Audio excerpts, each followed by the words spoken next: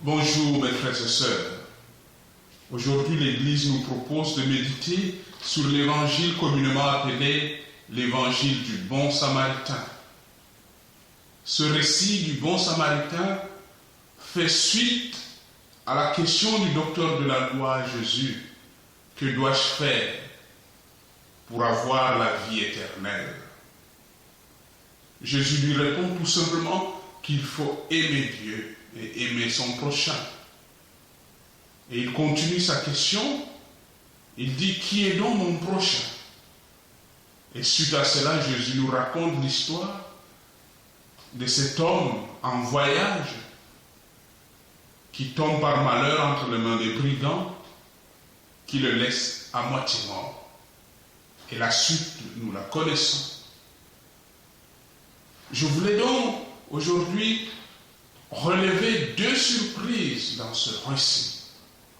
La première surprise, c'est l'arrivée d'un prêtre et d'un lévite, un des responsables de la communauté, qui arrivent, voient le blessé et continuent leur chemin.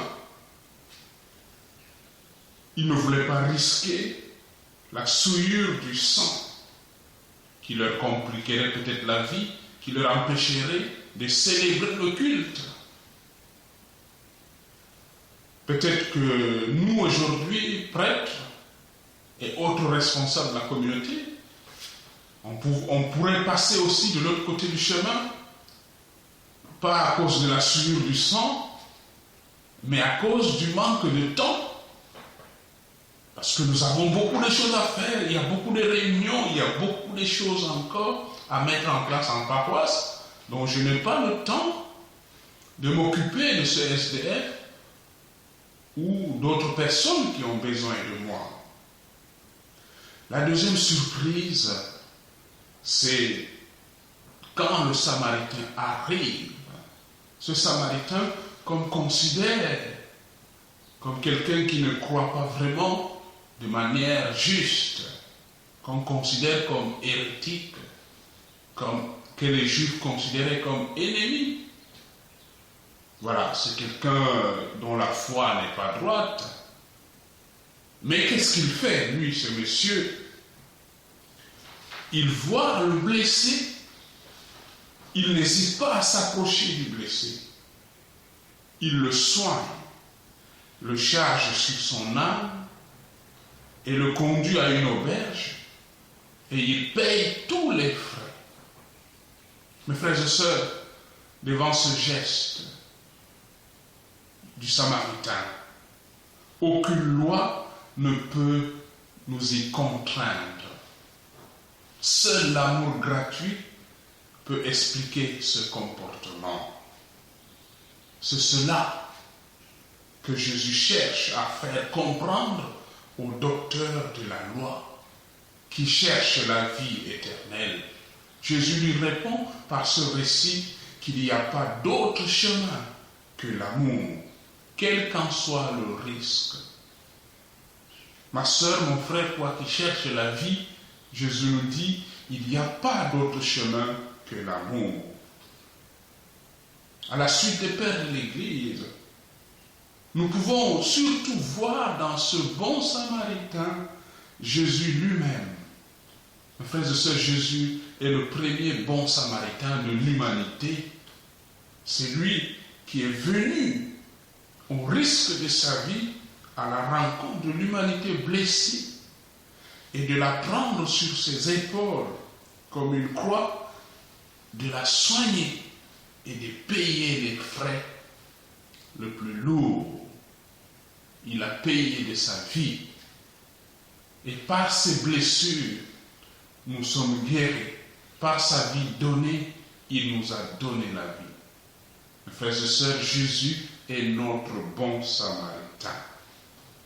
Vous voyez un dernier constat. Le monsieur demande à Jésus, qui est mon prochain? À la suite de ce récit, Jésus retourne la question. De qui te fais-tu le prochain?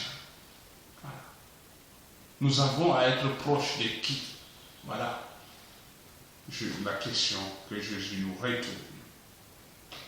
Et justement, pour finir, je voudrais vous proposer 2 questions de réflexion pour nourrir notre méditation et éveiller notre foi.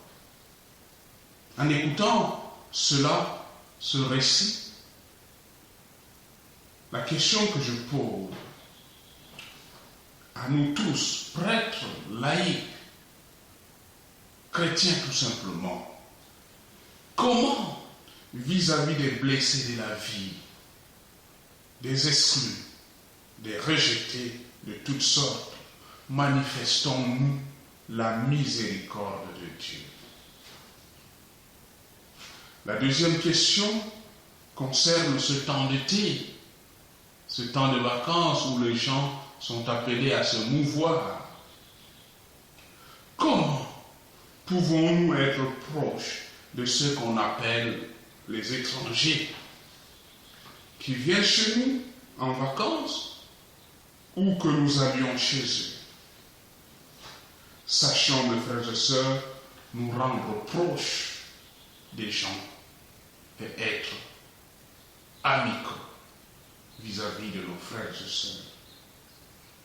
L'Évangile aujourd'hui nous dit non à l'indifférence, mais oui à l'amour. Aimer, passer sa vie à aimer, c'est la seule vérité. Aimer, c'est la seule vérité qui ne passera jamais. Aimer, passer sa vie à aimer, c'est la seule vérité. Aimer, c'est la seule vérité qu'on ne fassera jamais. La paix soit avec vous et bonne célébration à vous tous. Que le Seigneur vous bénisse.